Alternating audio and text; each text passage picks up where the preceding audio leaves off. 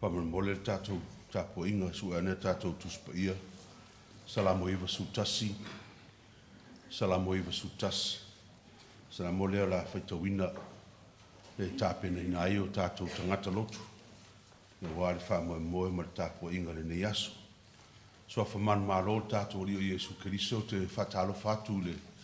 Pa ia man mamalu o le tātou tāpo inga le nei tae au. Na i o tātou ainga lotu o whai o na auai mai. Ia i le nei vai tau a whea ngai tātou whamai. Ma alo soifua lau lei ma soifua maua. Ia wāla whai mai fo i le nei tae au whawhawina le malos. Ia e ale leanga le lei ma le alofo le tua.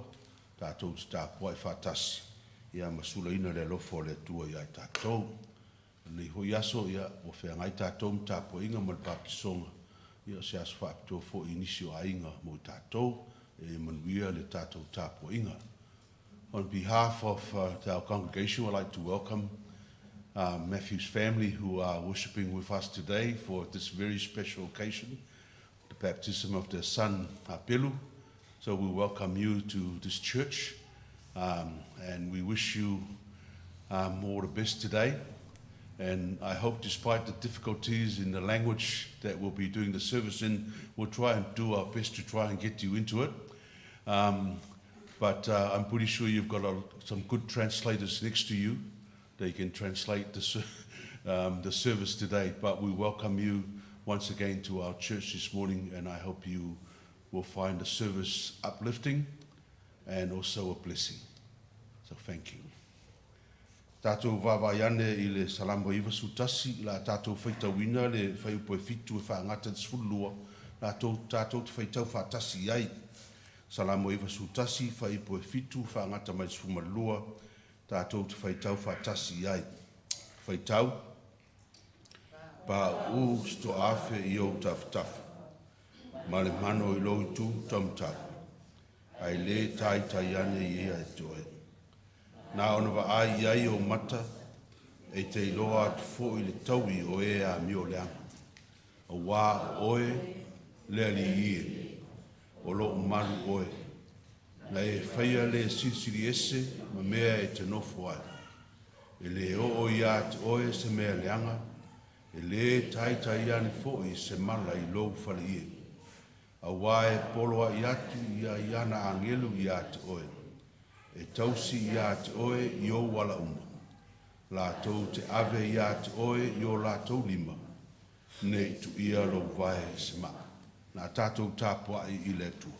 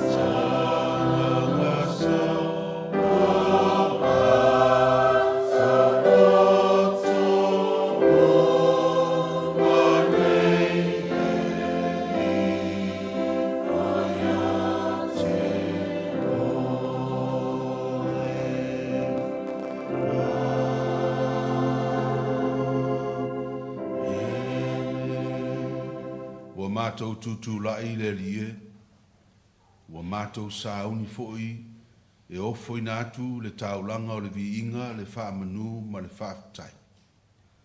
Ai pangā le lie au mātou uru whale mai foi le nei tae au, e uru whale mai lava o I mātou o tangata angsa. O I mātou o le whanau e le ato toa e telena wā o mātou whale ton. Mātou te tui o luma ai lo iai mea o lo whawhatu uru I o mātou loto ma mawhau ma o mātou anga. Mai se le mātou wā nofo ai marisi uso a tangata o lo mātou tāpua e whātas. Ai mai se fo i lo mātou vā malau o fio le tua e pa ia. O leo o mātou mua i o atua i o luma, ma mātou to tutori o luma. Ma mātou tālo i la o fio i e lofa ma wha ma ngalo mai i mātou le tāpua inga o tangata i le neitaia. Wha ma ngalo mātou tangata taitotas, ma o mātou se ma le anga ma angsara. A vea le toto Jesu Keristo na whamalingi ina i lungo le sātauru. E sausauina ai mātou, na ia mamau mātou tangata le tino, o le mawhauwhau ma le loto. Mamau mātou tangata atoa e tāpua i la wafia. O na mamai lea maavanoa mātou loto le lie, mō la wafio e te fio tūmawai. E ala le mana o lo wanganga pa ia. E tautolua ina ai mātou, i le nei wha moe moe le nei taia. Ia mātou whai ai le nei tāpua inga le moni ma le wha mauna. Ma i watu me umo e lovi inga e wha vau. Lau lava swafa Yesu a mātou te talo atua nei. Amene. Tātou pese le pese se lautou survalu. Se lautou survalu le pese o le a tātou pese a.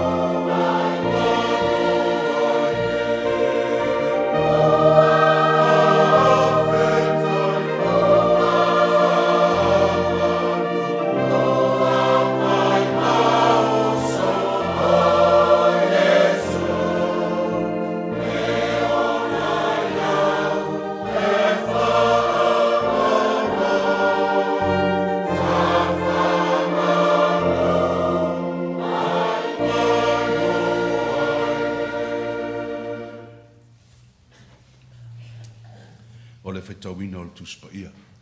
O le tusfilfilia mo I tātou le nei tai au, mo maile le whenga inga fōu, tusi a le vungulia, tusi a mareko o lona tāupu muamua, tātou te whaitau whiawa wai, te whaiupu muamua whaangata mai le sifuru ma le tolu.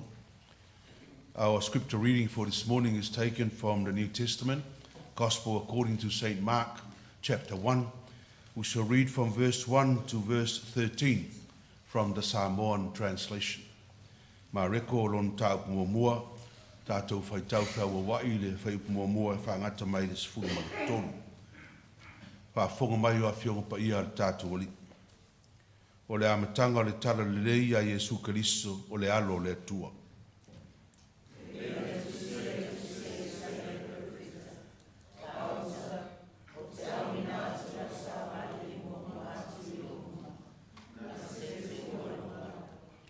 O le leo le walanga le vau, I nā teuteu ia o tou le ala o le alii, ia wha sa o nala.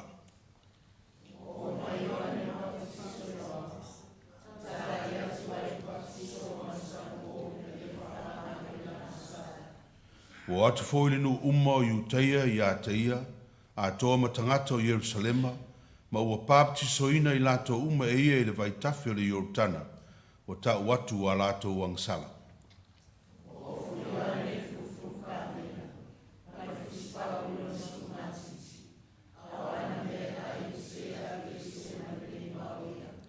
O tala I atu ia, ua whape atu.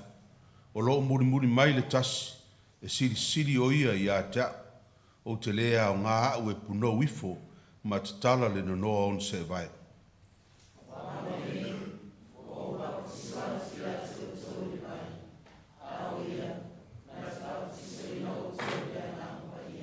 O ona po ia, ua maliwa tuai Yesu mai Nasareta o I Galileia, ua paptisoina foi o ia Ioane I Yorutana.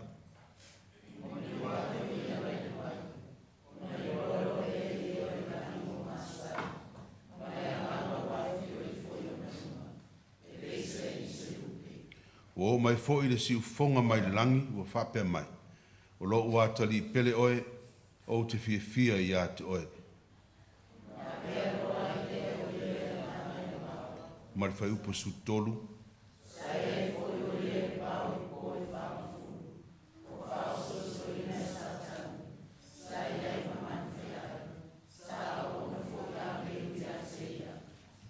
Whamanuia le tua le tātou whaitau whaalongolongo I ana whionga pa ia tu mau I a taia rona lava viinga, nei maso uma se io o le whaavau lava. Amen.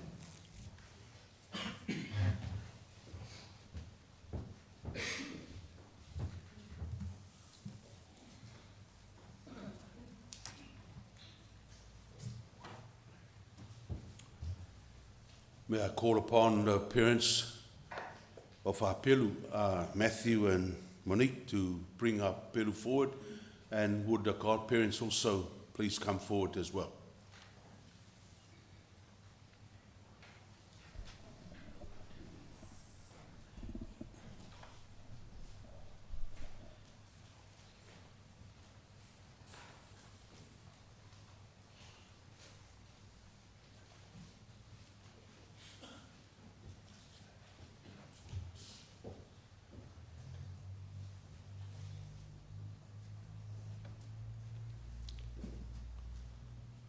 The sacrament of baptism for our Pelu Eipo So'ula Okona. Then Jesus came to them and said, "All authority in heaven and on earth has been given to me. Therefore go and make disciples of all nations, baptizing them in the name of the Father and of the Son and of the Holy Spirit. I am with you always to the very end of time." The importance of baptizing children. People were bringing children to Jesus to have him touch them, but the disciple rebuked them. But Jesus said, "Let the little children come to me, and do not hinder them, for the kingdom of God belongs to such as these. I tell you the truth, anyone who will not receive the kingdom of God like a little child will never enter it." Jesus then took the children in his arms and blessed it. Brethren, baptism by water and in the name of the Father and of the Son and of the Holy Spirit is the holy sacrament that sets us apart in spiritual union with Christ and to receive the blessings of the new covenant. It symbolizes new birth and it strengthens fellowship for those in the church. Those who are baptized have either truly confessed their faith or are children whom their parents and godparents in the Christian faith have put forth to be baptized. In baptizing our children, we, the parents and godparents, have the responsibility to teach and to instruct our children in the ways of our Lord Jesus Christ, and that we pray that our children, with the guidance of the Holy Spirit, will receive all the blessings that come with being baptized. The duty of church members is to teach our children the Christian faith and Christian values. It is important that I ask you, the parents, and also the godparents, this question. Do you promise, with the help of God, you will care for and teach this child so that he may become a Christian and lead a life of a Christian, according to the teaching and instructions of our Lord Jesus Christ? You will answer, we promise we will do it. We promise we will do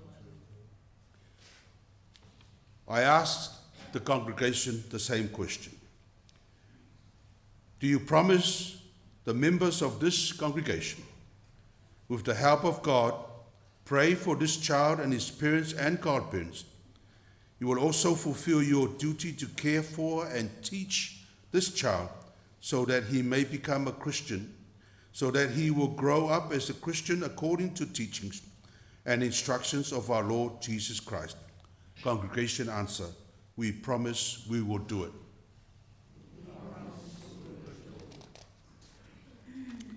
Let us pray. Almighty God, you gave your Son, Jesus Christ, for our salvation, and in his mercy, he commanded that we baptize all nations in the name of the Father, the Son, and Holy Spirit. We pray, if thou shalt will it, for your grace and unconditional love to be upon this child to be baptized today, so that he may become and remain in the fellowship of the faithful in Jesus Christ our Savior. Amen. Can I have the congregation please stand?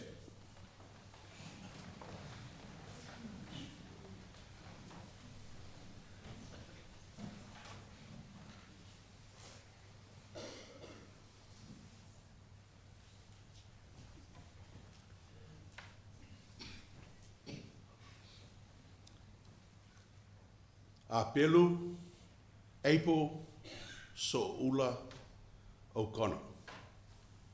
I baptize you in the name of the Father, and of the Son, and of the Holy Spirit.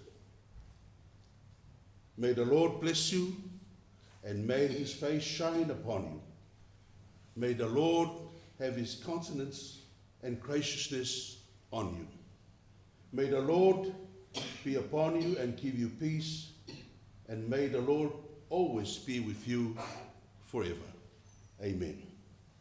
Anyone who accepts this child in my name, they shall accept me.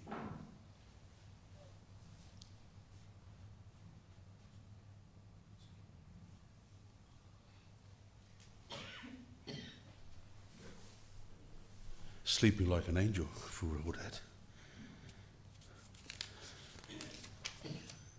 Brethren, you are witness today.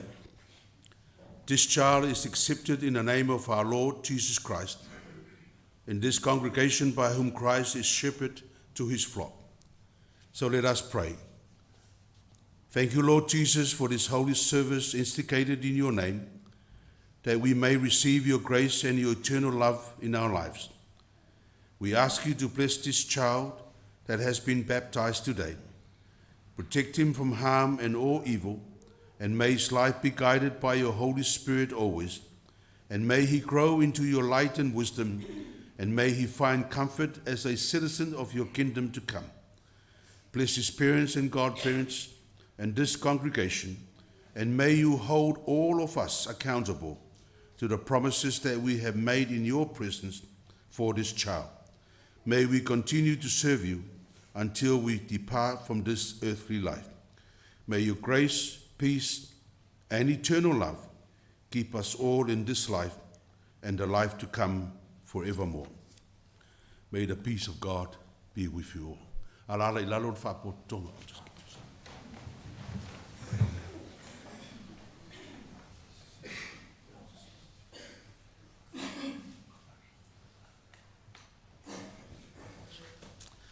Tai la tatou pese ele pese tose la tosu tolu la auswina le aonga samfa aonga sa the Sunday school and the Sunday school teacher will sing. This next hymn is a baptismal hymn, and I asked the rest of us to sing together with them. Le aonga sa pese tose la tosu tolu pese baptisonga.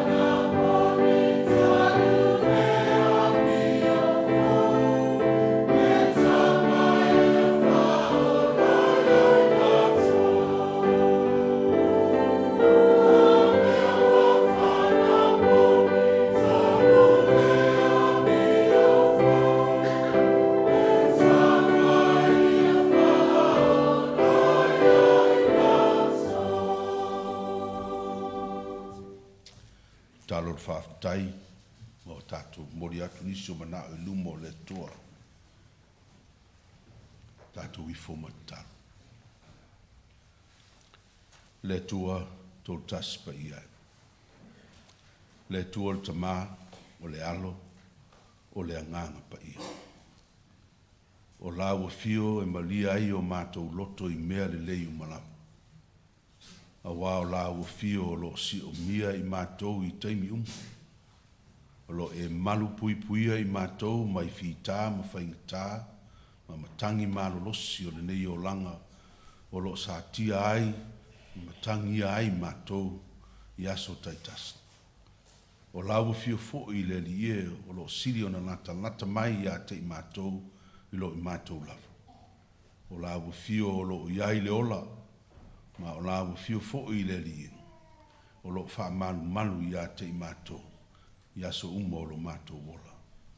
O ai se isi mātou te o iai, o lo i la ua fio upo le ola, ma wha manu ia. O la ua fio lava e tō tasi. O le pongai leo le mātou uru whale mai le nei tae au, se i sula ina le alofa o la ua fio. Le nāfo i vai aso wa alua tū.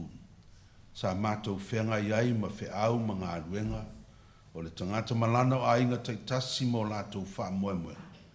Ai mai se foi le tele o wha moe moe nga sa whengai ma lau e kalesia. Vi ia la ua fio o le li ie. Wa o leo ua mātou tau nu mai le nei tu aso, le nei fo i aso mo mua, le nei fo i vai aso fo. O lo wha tu mawina pēr lo walofa ma lo wanga le le. O lo maua i mātou le mālosi o le tino o le māwhau whau o le loto ma le nganga. Ma o lo wha pēnā fo i ona, wha maria ina o mātou tangata. Ono le nei fo i aso o e whau popo i aso le mātou wola. Vi ia pēr la ua fio lo mātou atua, ono le mātango fie o lo walofa tūnoa. Whaaftai lo malupuipuia o i mātou, le nei foi wha moe moe le nei tae au a mātou baptisoina, ia naia mātou whanau. Ai meise ua poto ma vea le baptisonga o le alo ia apelu. Ua poto whaatasi ai fo ia inga ma mātou tāpua i whaatasi le nei tae au, e vi ia i pēa la ua fio.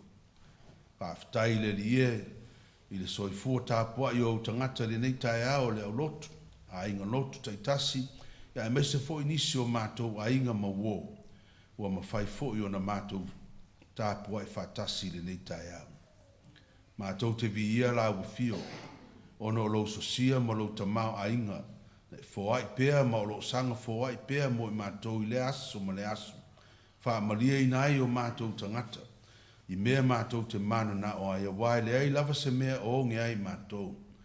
O lo e saunia a wala mātou te mawai mea mana mia, mo le tausinga o le ola ma le maanosi o le tino ma le mafau fau, ina ia mawhai o na whaatuma wina i mātou. Mātou iai pēa le li e te tonu o wha mai, whai inga tā o lo whea ngai ma le nalonang. Ai mese le whetu leni mai o nisi o wha mai, tele le li e wa fia aile soifua o tangata. Ai whaaftai lo walofa ma lau wha mano longa. E ui lava na whata o toria le tote. Ai toe au mai lava le manosi, ia te i mātou. Mātou te tūla iai ma ave o mātou muenga, ia ma whaatino pēa lo mātou vala wina. Ai meisia mātou fuafuanga ma wha moe moenga. Whaaftai le li ie le soifua tautua ma le soifua ngalue o tangata. Pea o na mātou vaia pēa i le aso ma le aso, le tausinga o lātou ainga. Ai meise se lātou tautua mō lau e kālesia o lo mātou ngā lue ai nei. Whaaftai lau tausinga i na whānaua le kālesia, i e mātua se o lava na ia mātou whanauiti. I le teimia o iai lātou whai ngā tuanga, le foi wa sauni lātou le li ie, ia e toe a matalia o onga. Ai whaaftai i lo malu pui pui o i lātou, mai whaaso songa a le fili male te apolo. O lo whapena o na manuia pēr i lātou a whenga iei ma lātou tuanga. Le li e mātou te whaaftai, ia ono le tele o mea lofa ma lo mātou vala wina, wa mawhai ai o na mātou tautua ina la ua whiu e so se awala. I mea o lo mātou whai e te tonu o lau e kālesia. Ia e mai se lava ngā luenga o lo mātou whātino ina mo istangata. Vi ia la ua whiu o no le manosi, o le poto ma le ata mai. Ia e mai se fo i le tamau a inga e mawhai o na whātino ina ai nei mea uma. Mātou whaafitai o no le soifua lau le lei. Ai mai se le whaamalo longa pa ia la ua whiu, o lo iai pēi na i o mātou tangata mātutua, o e wa pula pula la ngoto le soifua, mai se i la tau o whea ngai ma mai ma ti ngā whainga tāo le nei lalang. E ui lava na mātou le toe mawhai o na lo lotu whātas, a o lo iai pēa le li ie lo lātou wa nganga tāpua. Ai whaafitai o lo malupui pui pēa i lātou mai whaamai. Ma o lo maua i lātou le malosi mai lau whio. Mātou whaaftai le rie le nei tae au, ona o aua whionga pa ia. Mātou whaalongo longo fo i ai ma whaitau i ai. Fai pea ma ta iala ma wha malo si au ia i mātou. Le mana lo wanganga pa ia e tauto o luaina i mātou. Teimi o wha oso songa. Ao le wha taisi silav. Ono Yesu ke riso lo mātou o li wha ola. Na e fōa i mai le li ie. Ina ia maliu mo i mātou. Ai pei taina toi tu manu malo ma ua manu malo ai mātou wha tasma ia. I le ola e wha vavau. Tu mau la wa fio le viinga. Le wha manu ma le wha ne tanga nei masu uma. Se i o le ngāta anga. O mātou te talo mau wha manianga le lia le nei tu aso. Mo le kalesia. Wha manuia mai o mātou ainga lotu. Ie mātua. Se i o lava ina ia mātou whanau. O i mātou o lo pōta i tonu o le nei manu manu.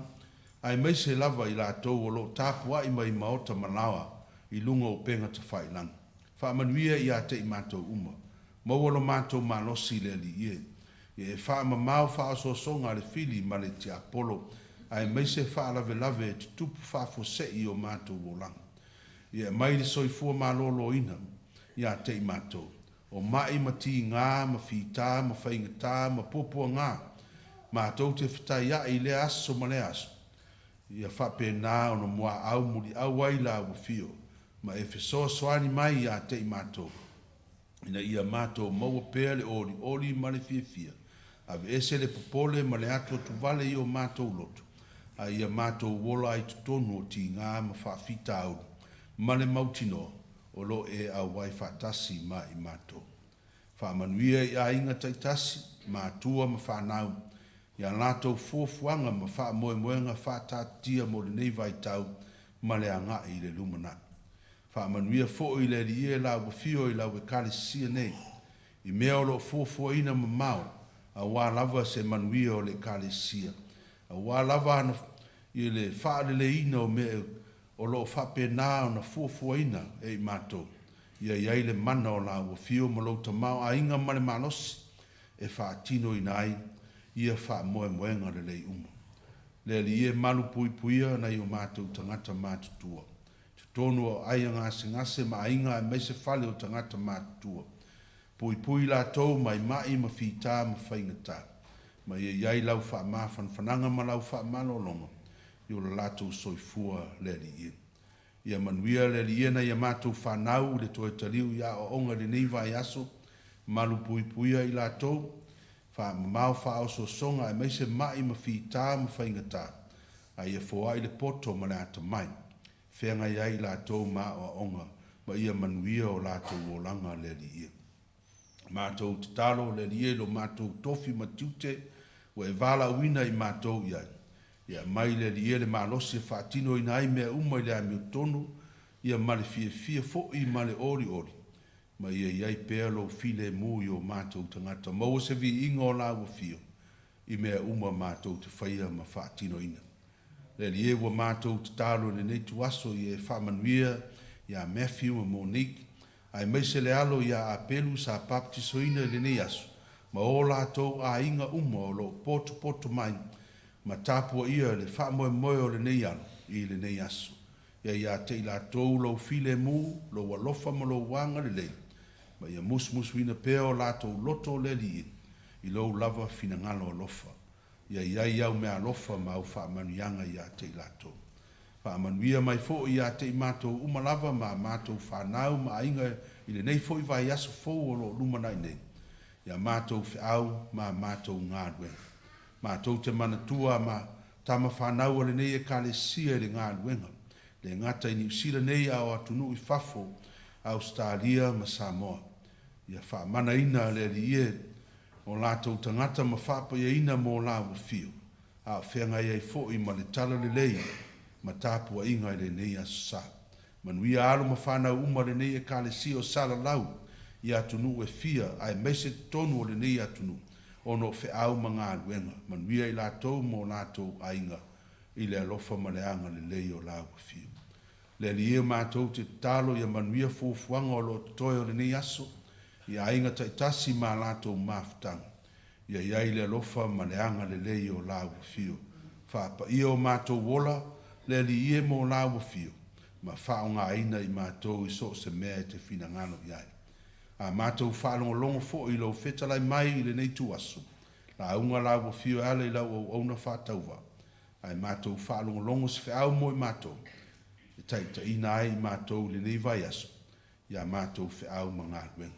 O le mātou te talo lea lea li e uofo I nātu. Whaatasi ma le tele o te talo. O lo I loto o tangata lava ia. I te tonu o le nei tāpua inga. Whaia I ai lo lava whinangana. Mātou wole mwala watu nei mea umalava. I le suafa manu mālo le mātou wali o Jesu Keriso le na o mai le taru. Lo mātou tamae o le langa. Ia pa ia lo suafa. Ia o mai lo mālo. Ia whaia lo finangalo I lalangi e peo ni whaia le langa. Ia e foa I mai a te mātou le aso nei a mātou mea ai e tau ma le aso. Ia e wha mangalo ia te mātou ia mātou o sana. Peo I mātou foe o na mātou wha mangalo I nātu. I e wanga le anu mai ia te mātou. Aua foe e taitaiina I mātou whao so song. A ia e la vea ia I mātou ai lea. Aua e ou le mālo mani manu. A toa malivi inga e wha vaula. Amen. A tātou tāpua I le tua e ale tātou foa.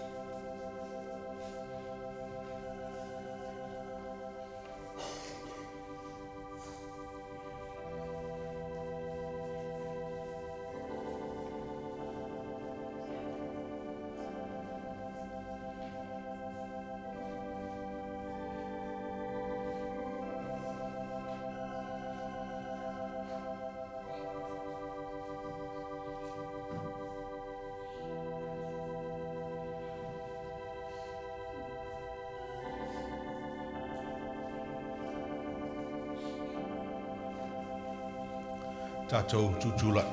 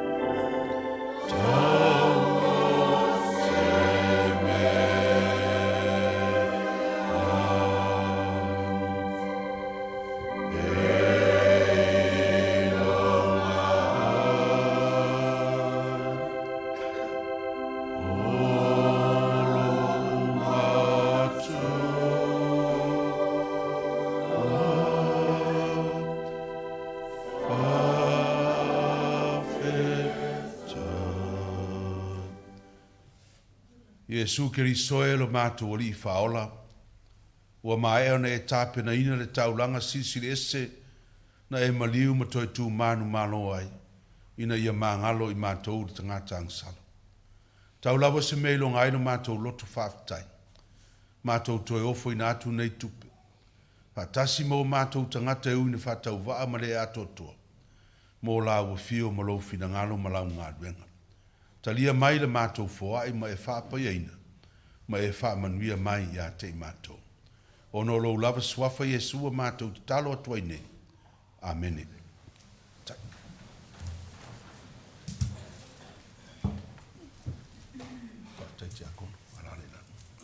Pese lua se lau lua sfulua, ana tātou pese.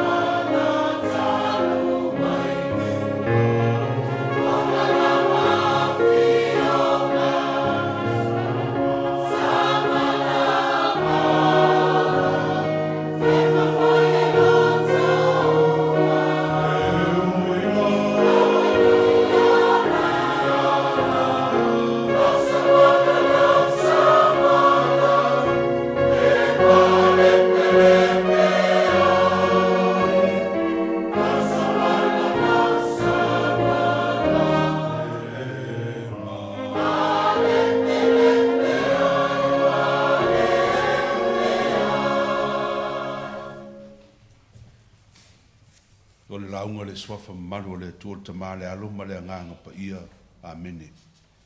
O maua le matua o le launga i le tusa Feitua'i ma reko mo mo whaonga ina le whai upus fulu ma le tolu. Sa iai fo i o ia le vao i po e whaanga fulu o whao so ina e satani. Sa iai ma manu fe ai sa au auna fo'i a ngelu i a te ia. Our text for our sermon this morning is taken from Mark chapter 1 verse 13. He was in the wilderness 40 days, tested by Satan, and he was with the wild beasts, and the angels waited on him. O lo wha au pea i le nei vai aso wha mawhanwhananga a le tala le lei, mo i tātou o lo ole tono o ti ngā. Ina ia tū mau pea le wha moe moe i le atua. Ma o le wha mawhal tala lei i le nei aso. Tātou tū mau pea i tono o ti ngā. O wai sapsapaia i tātou e ana angelu. We are supported by angels is our theme for this morning. Na vai atu la ofsiri le. O ai o tātou e tali tonu i angelu. Si mailo lima. Can you raise your hand if you believe in angels, please?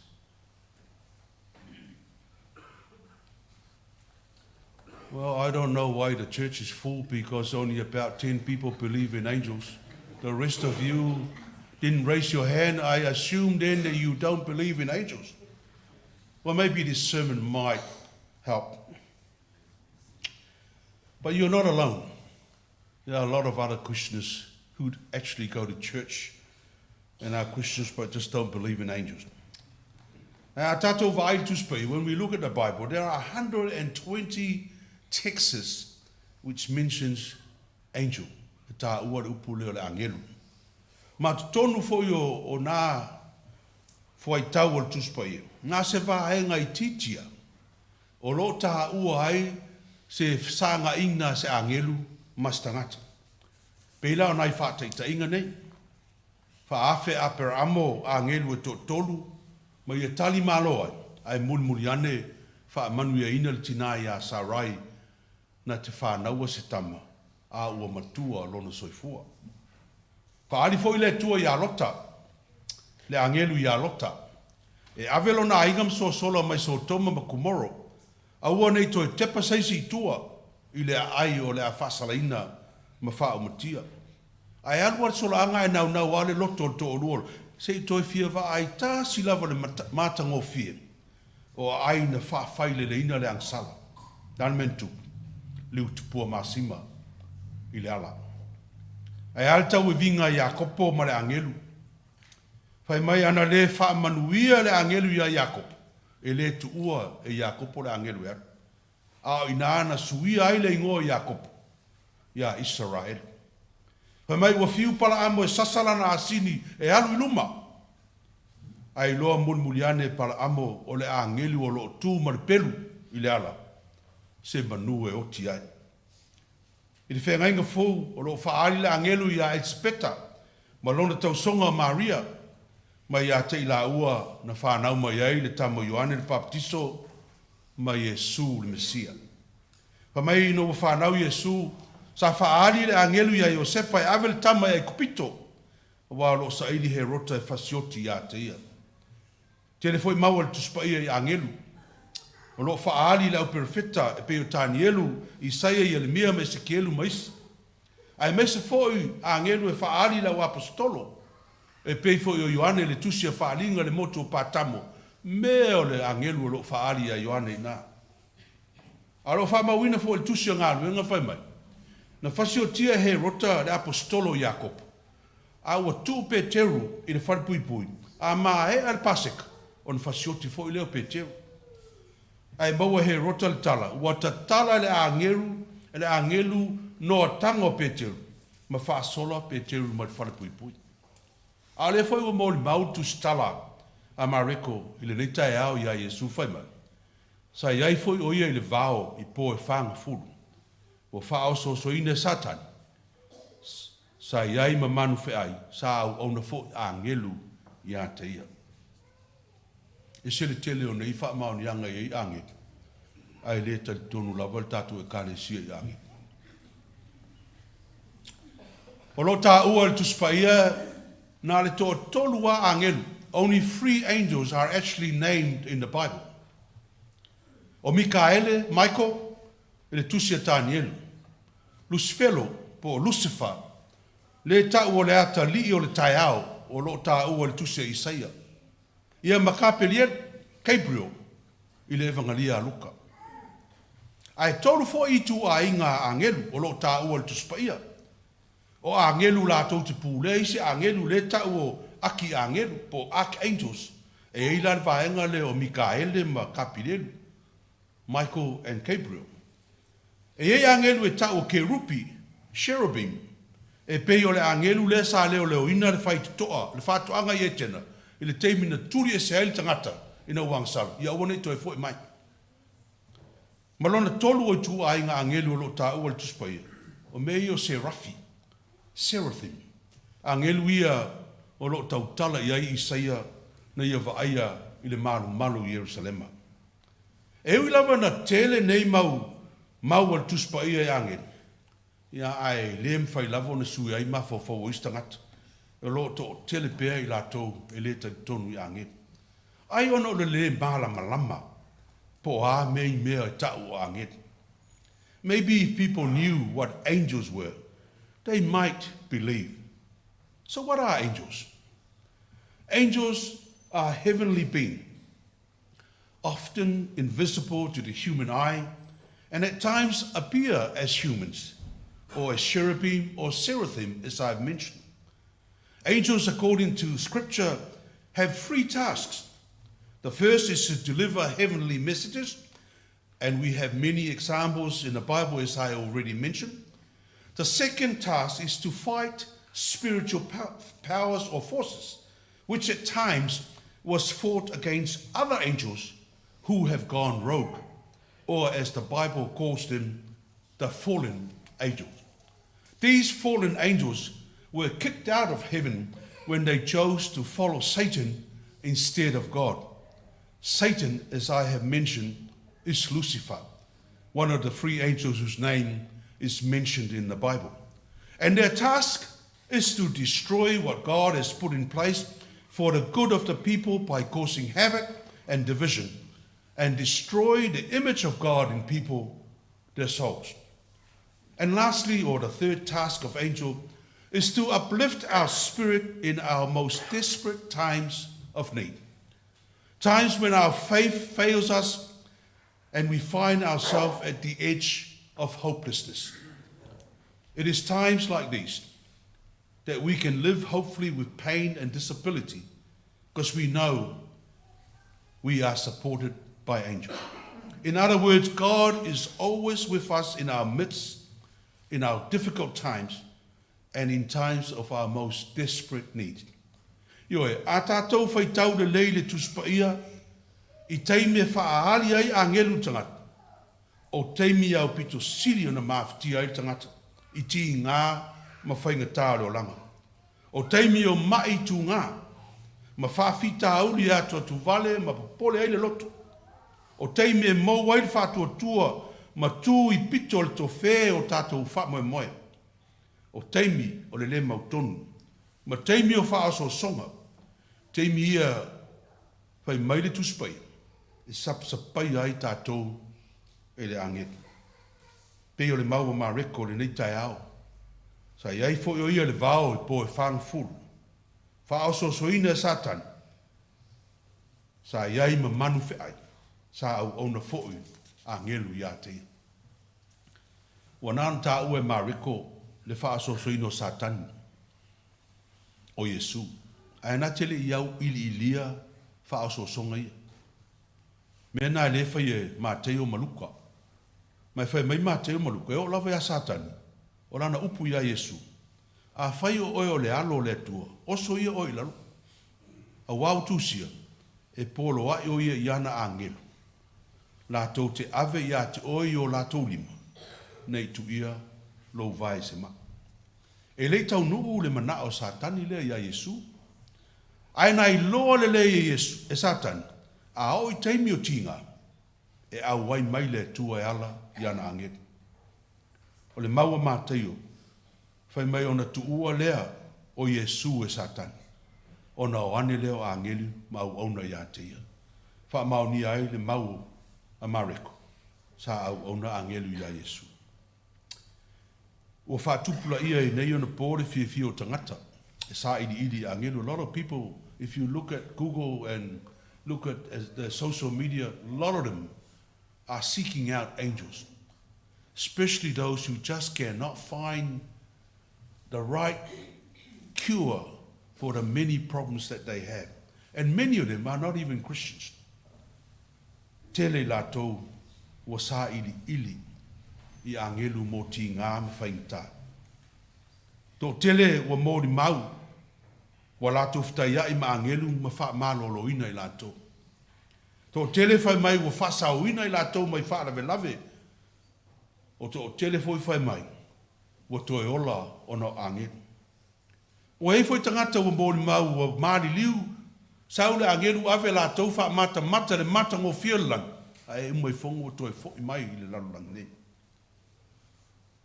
People are seeking out angels when they are in desperate need. Ma o lātou whoi nei, wa lātou mōri mau man whātua tua. Le aise mea toi whewhe ai, le aise mea toi pole, a wā o loo si o mia I lātou. E le tua e ala I ana angelu. Lātou te maua le file mua le tua. They have peace in their heart when they believe God is with them and they have angels that surround them. Wa lātou mōri mau fo I sapsapai ai lātou. E aoanga le leo le tua, teimi whaingtai le to e whewhe ai. Tātou mawhtanga le neitea. I le te tau ona e whisiringia, oi o tangata whātua tua. Le iei o ni angelu pele ai. Tau lavana e si lima. Pei lavana mōri maura le Pope Pope Francis. Ina ua wheiloa I matamaiti mamai mai Poland. Na whai tamaiti nei, e tofua o tō male angelu o lo puipuia o tō. Pope Francis said to the sick children from Poland when he met them at the Vatican, each and every one of you have a guardian angel. Ona tali tonu lava ia le Pope Francis. O lo si o mia tātou e angelu. Tofu tangata ma le angelu o lo pui pui o ia. Our guardian angel. Ai ese lava wala e whaali mai ai angelu ia tātou. There are different ways that angels shows themselves to us. The problem with us is that we are looking for angels who have wings. And most of us will never see an angel with wings. But there are angels among you. There are angels among you in human forms that God uses. E o lava iai tātou. E whaonga haina fo I tātou e le tu. E whai mana angelu. Soswani e leisi tangata. O lo mo mia soswani. E I teimi when I do something really good around the house and for my wife, and my wife says to me, "Thank you, you are an angel." And then I look around to see where my wings are, then I realize I'm only an angle. E wha ata la fonga lautala. A o tōu le kalesia. E wha au ngai le tua. It might be humorous what I've just said, but all of us, God wants to use to be His angel in this world to someone else. But because we don't sit and listen and hear God whispering to us to be an angel to someone else, we just don't know. We just don't answer yes. And sometimes a lot of us, instead of wanting to be an angel to someone else, we don't have time for that, but we are always wanting someone else to be angels to us. And that makes a big difference. Tatu e kalesia. O oema, o angelu o le tua, o lo mana o le tua whaonga. Ina ia manuia i stangata. Ina ia vatu seu wha mawhanawhana. Ina ia tātou te talo. Ma vatu se fsoswani a lofa ia I lātou o lo mo mia le fsoswani. Ai lem whaun tātou whaia. Pe a whai tātou te leo whaalongo le musmusunga le atua. Tātou te fsoswani. Tō tele tātou A lot of us, we think we're angels, but we're actually fallen angels. Yeah. Tātou te manato o tātou angelu o tātou angelu o pāu. Le e Lucifelo lea e. Pa whena ilo. E iloa le ai a mase alofo. E iloa o le angelu e au ma Lucifelo i le lou le wha mao popo. Mafutanga. Ai me se iloa o le angelu o pāu i lou wha popo mafutianga mati ngā. I lesi o usu a tangata i lo tō lua o lau whanau. E le maua e se mapsanga. You know that you are a fallen angel when everything you do disrupt the peacefulness of your family. And you cause division wherever you are. Then you know you're not truly an angel of God, but an angel sided with Lucifer.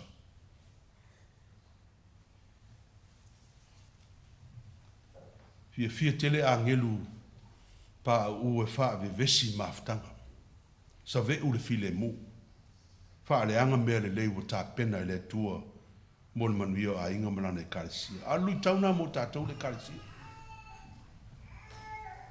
Ia ve tātou ma angelu a le tua istangata. Kai ora ve tātou ma angelu pa u e le manuia i se mea i a inga ma tono le karesia. Fiu satani e whaasoso Jesu, i le imanu mano. A le teimi lava naru e sei satani, au auna lo e angelu, whapena tātou. A whai e le eise angelu o lo au maumoe. Ona nai te ola i whaasoso ngā satani. Nai te ola i whaasoso ngā. Le se awa noa se angelu. Angels can't be there for you if you are always doing bad things. He's got no room to be around you. Unless you get rid of all those things that causes havoc in your life, then you will see angels come around to make sure to uplift you and to give you a life that's worth living. Sandringham, ola ma le wha moe moe, tono ti ngā, ma le mautino, sapsapaya oe le tua e ala i lana angelu. Ale angelu ngai nofi o taf. O ia na te sapsapaya oe. Tātou umalava e sapsapaya o tātou ainga ma le karesia. Mō ni maut fai salamo le neitaia. Nā tau te ave ia te oe i o lātou lima. Nā tau te sapsapaya oe nei tu ia lo vai le ma. Nā ruenga nā tātou. We make sure others don't fall.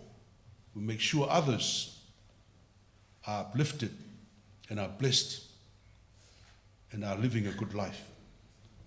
A wasa iei fo Jesu le vau, po e whangafu, pa o sosoina satan, aina au ona iei angel. Ia veo e ma angelu le tua, ia manuia le tātou e karesia, pese lua se lau lua su fitu, o la tātou pese.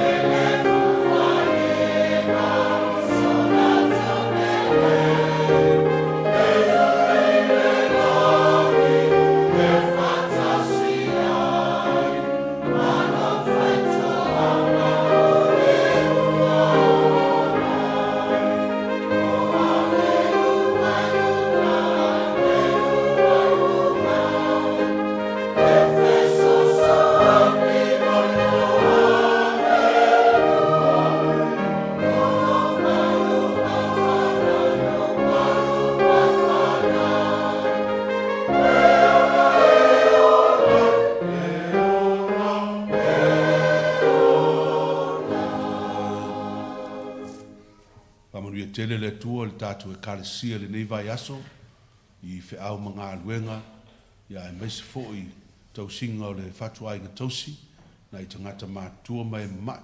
Manu ia o tau whanau, I le toi tali watu ia o tau wa o onga, ia to anga sa ili le poto mana ata mai, whatua tua I le tua, ia ma le lii o Yesu Keriso so swani ia te o tau. We wish you all the best to Matthew's family who are worshiping with us today. I hope you got some sense of what we were trying to say this morning, but we pray that God bless you all in your endeavors and everything that you do in the future. And we will have, our prayers are with you, and especially for Abel, our Pelu, and as we watch him grow. And we also pray for Matthew and Monique in their journey with Abel. So bless you all. Ala tātou whai u te taro. Al manuia ma le file mua la wa fio le tua le tamā. Le alofa sisi le ese o Yesu Keriso lo mātou wali whaola. Le maafutanga ma la wa fio a nganga pa ia tu mau mai o mātou lunga malunga o lau whanau I le lalolangi atoa. Nei maso uma se io le whaavavau lava. Amen.